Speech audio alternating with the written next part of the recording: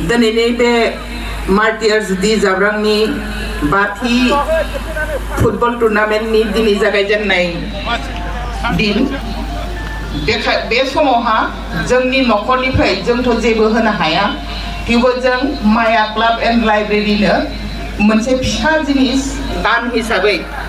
जाहाथे डकुमेन्ट्सफोरखौ मोजाङै लाखिनो थाखाय जायगा मोनसे बानायनो थाखाय जों जिनिस मोनसे आगबारायदों बेखौनो आं दिनै बे समावहा न'खरनि जानानै साबिखौ गथायनाय जाबाय धन्यबाद हामबायसै बे समाव नोंथांमोननि लाबोनाय जोंनि लागै जे गान बेयो जोबोद बाख्नायजाथाव आरो अनसायजाथाव नोंथांमोननि होनाय बिहोमाखौ जों अराय सम गोसोआव लागोन जों बावनाय नङा बेनिखायनो रोजा रोजा साबायखर थाबाय जोंनो बे दानखौ होफैनानै जोंनि अन्थाइबारि माया क्लाब एन्ड लाइब्रेरिखौ थुलुंगा होफैनायनि थाखाय नोंथांमोननि जिउ लावथों इसोरा नोंथांमोननो बोर होथों हामबायसै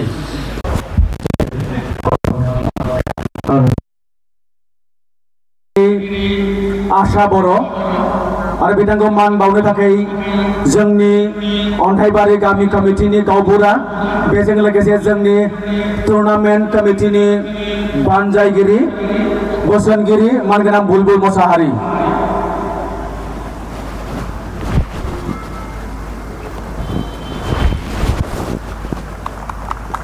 बिथांनि उनाव जोङो सिनायनानै लागोन आरो जों मान बावगोन मिस राइजिं स्टार रियेलिटि श'नि टप 5 कन्टेस्टेन्ट निकिता बिथाङाबो जोबोद मोजां मेथाइ रोजाबो बिथांखौ बरायगोन बानजाय आफादनि आफादगिरि मोसाहारि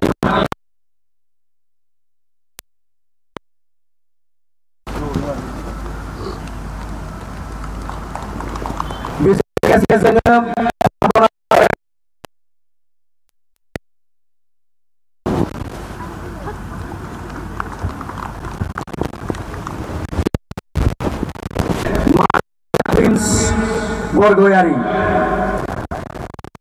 हामबाय होदों जों बयबो बिथांमोननि लागै खनसे आखाइ खबनि दानिया बिथांमोननि बिमा बिफा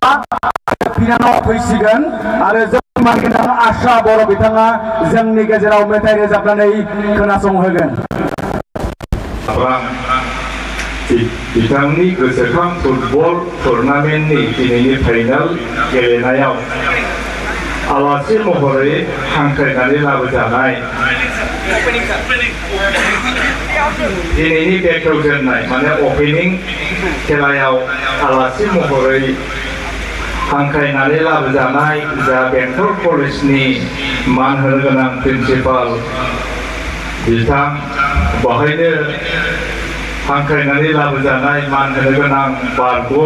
बेंटल कलेजनि प्रिन्सिपाल बिथां बेवहायनो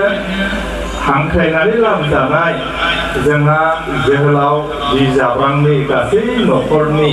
बिब' बिनानाव आरो बिदा गासैबो सोमोन्दोआव थानाय न'खरनि मान होनो गोनां नोंथांमोन जोंहा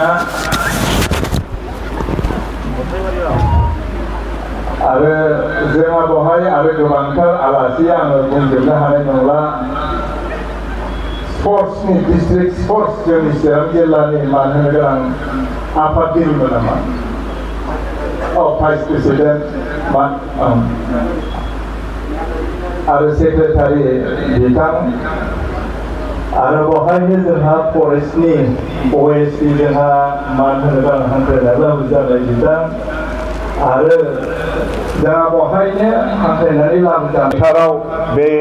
गेलेनायखौ नायनो नुजाफैनो हानाय बे ओनसोलनि मान होनो गोनां